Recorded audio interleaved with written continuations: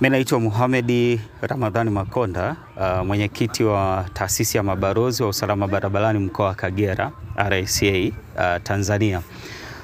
Kwa mkoa wa Kagera, mikakati tulionayo kwanza ni kuendelea kutoa elimu sahihi ya usalama barabarani, hasa kwa makundi ya watumiaji wote wa barabara.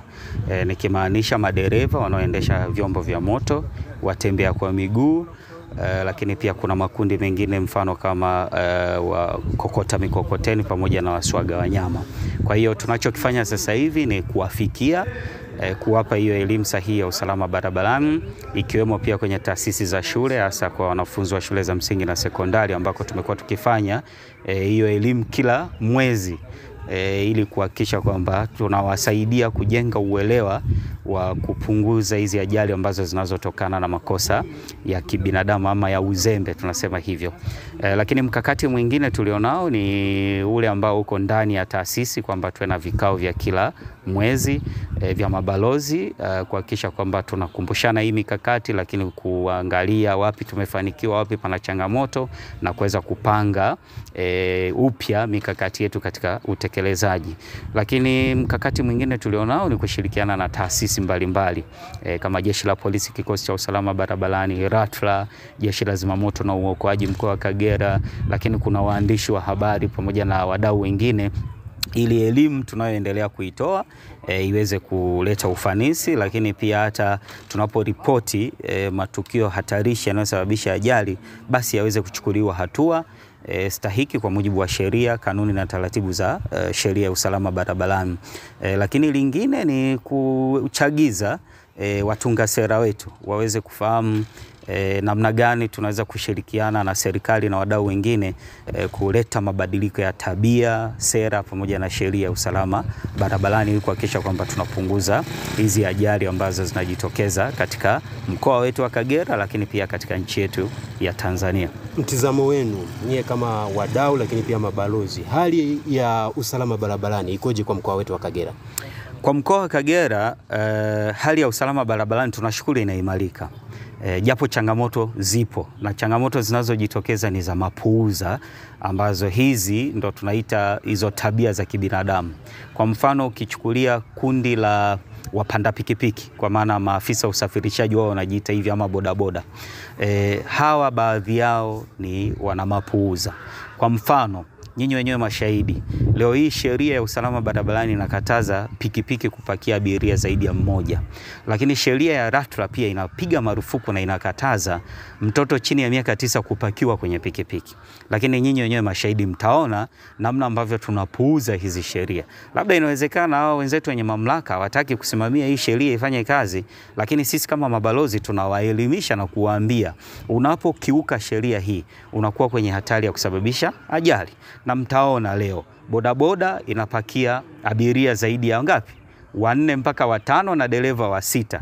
Na kibaya zaidi, mbele pale unakuta labda na mtoto anawekwa, ama unakuta mzazi mwenyewe anawakodia bodaboda watoto wake walio chini ya miaka 9, wanasoma awali labda, wanakaa pale 3 mpaka 4, wanapelekwa shule.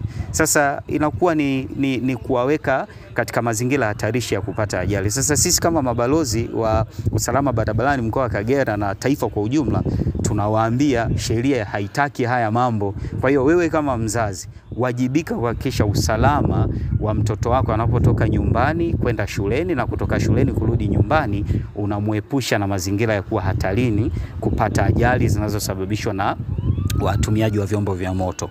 Lakini pia ukiangalia hata kwa mfano bodaboda wenyewe, mfano mzuri hapa manispaa kuna taa.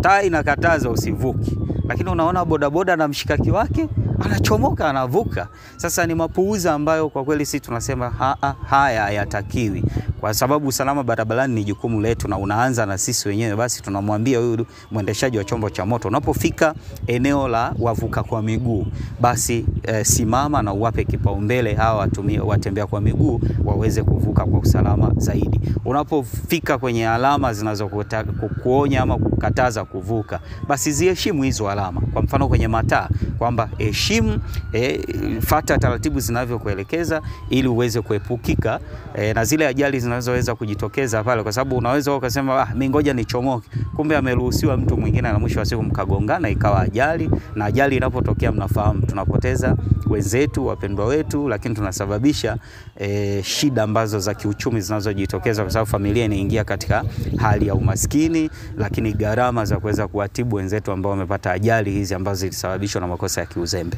Kwa majina, mimi naitwa Bryson Abdalla Lupinda. Mimi ni balozi wa usalama barabarani, niko halmashauri ya wilaya ya Karagwe. Usalama barabarani tunachozungumzia hapa hasa ni ile hali ya kuwa salama kutoka kwenye madhara ambayo yanatokana na vyombo vya moto. Sawa? Then baada ya hapo, madhara ambayo yanatokea baada ya mtu kupata ajali, kwanza anapoteza maisha. Cha pili, anaacha familia ikiwa haina msaidizi. Kwa hivi madhara yapo mengi, lakini hasa tunaweza tukazungumzia hayo mawili ambayo ndio makubwa zaidi, kwamba anaacha familia ikiwa tegemezi, na ya pili pia, na baada ya kupoteza uhai pia kunakuwa hakuna usalama ndani ya familia. Mara nyingi ni sehemu zipi ambazo watu wanapata madhara makubwa kwenye miili yao? Kuna wengine wanaumia vichwa, wengine wanapoteza viungo kama mikono, wengine ni miguu. Kwa hiyo sasa ukishapoteza kichwa, ukaanguka ukagongesha kichwa, maana yake unapoteza vitu vingi, hasa ukipoteza kumbukumbu, maana yake umepoteza maisha yote kwa ujumla.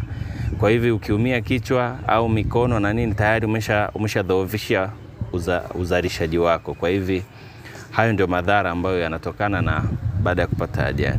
Ushauri wako wewe kama balozi ni upi?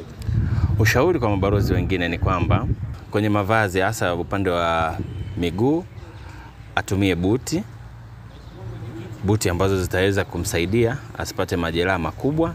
Zeni sambamba na hivyo, kwenye vifaa vingine avae makoti zito ambalo litamsaidia pia kuzuia afya yake kupitia upepo, ambapo atakapokuwa kwenye mwendo anavuta upepo, ule upepo unaleta madhara hasa kwenye mapafu na vinginevyo. Kwa hivi tunasisitiza sana kofia ngumu, avae makoti mazito ambayo yatamzuia kwenye baridi, pamoja na chest cover. Kingine, chini awe na buti, asitumie kanda mbili, kwa sababu kanda mbili akipata shida yoyote au kanda mbili inaweza ikanasa kwenye breki ikamsababishia akapata ajali. Kimsingi ajali zimepungua. Kwa kumbukumbu yako kama unakumbuka, hatujapata ajali kubwa ya majeruhi wala hatujapata ajali kubwa ya vifo tangu tumeanza Januari. Of course ajali ya mtu kagongwa, mtu kagongwa na bodaboda, kavunjika mguu, katika hali ya kawaida hazijaisha, lakini zenyewe zimepungua kwa kiwango kikubwa. Kwa nini? Ukiacha doria, tunachukua hatua kali sana kwa madereva. Mpaka tunavyoongea leo, madereva wasiopungua 95 wamefungiwa leseni kuanzia mwezi Disemba mpaka tunapofika leo. Kwa hiyo hili yenyewe imepeleka message kwamba ukifanya kosa, leseni yako itaenda benchi.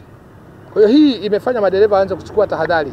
Kama unavyojua, leseni kwa dereva ndio ugali wa watoto wake.